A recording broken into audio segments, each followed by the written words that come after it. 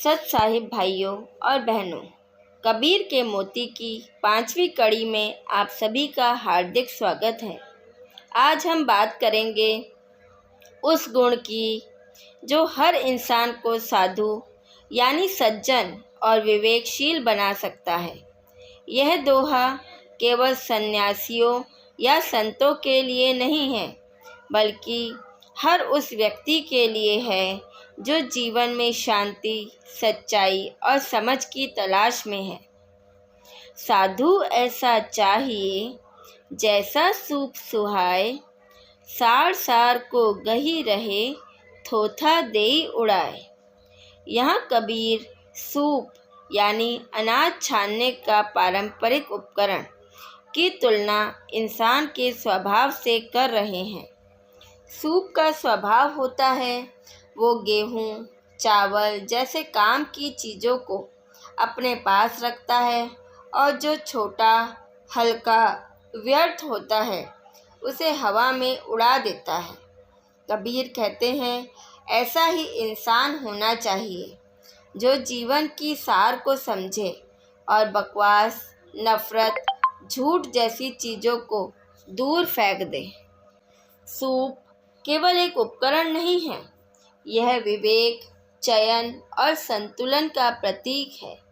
जीवन में हमारे पास बहुत कुछ आता है, अच्छे विचार और बुरे विचार, सच्चे लोग और धोखेबाज, प्रेरणा और भ्रम। अब यह हमारे ऊपर है कि हम क्या पकड़ें और क्या छोड़ें।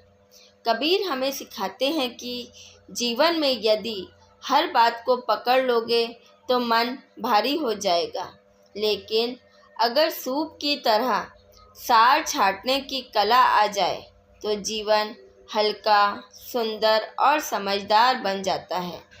आज का समय सूचना और शोर का समय है। सोशल मीडिया, न्यूज़, चैट्स, हर और कोई ना कोई कुछ कह रहा है। हर दिन हम 100 बातों को पढ़ते, सुनते, देखते हैं, लेकिन क्या हम हर बात को अपने मन में जगह दे देते हैं? क्या नकारात्मक बातें दिन भर मन में घूमती रहती हैं? क्या किसी की छोटी आलोचना हमें भीतर से हिला देती है? तो हम सूप नहीं बने, हम तो छन्नी बन गए जो सब कुछ बिना सोचे समझे अपने अंदर भरती जा रही है। एक बार एक साधु गांव में प्रवचन दे रहे थे। भीड़ में एक व्यक्ति बार बार ताने मार रहा था, अपशब्द कह रहा था। साधु शांत थे, मुस्कुराते रहे। किसी ने पूछा, आप जवाब क्यों नहीं देते? साधु बोले, मैं कबीर के दोहे को जीता हूँ, थोथा उड़ाना आता है मुझे। अगर मैं ताने, हर अपशब्द को पकड़ूं तो फिर साधु कैसे?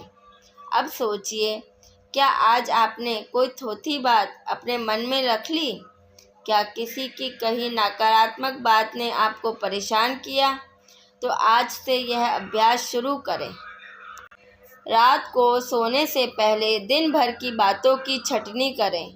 जो बात सार्थक थी उसे मन में रखें, जो बात बिना मतलब की थी उसे सूप की हवा में उड़ने दें। यही है साधु होने की शुरुआत। कबीर कहते हैं साधु बनने के लिए भगवा कपड़े नहीं चाहिए, ना ही जंगल जाना। ज़रूरत है तो विवेक की और उस गुण की जो सूप को विशेष बनाता है, सार को ग्रहण करना और व्यर्थ को छोड़ देना। अगर आपको इस दोहे से सीख मिली तो इस वीडियो को लाइक करें और कमेंट में बताएं आज आपने कौन सी नकारात्मक बात को उड़ा दिया। वीडियो को शेयर करें ताकि और लोग भी कबीर की इन मोतियों से रोशन हो सके। मिलते हैं अगले एपिसोड में कबीर के एक और दिव्य संदेश के साथ। सत साहिब।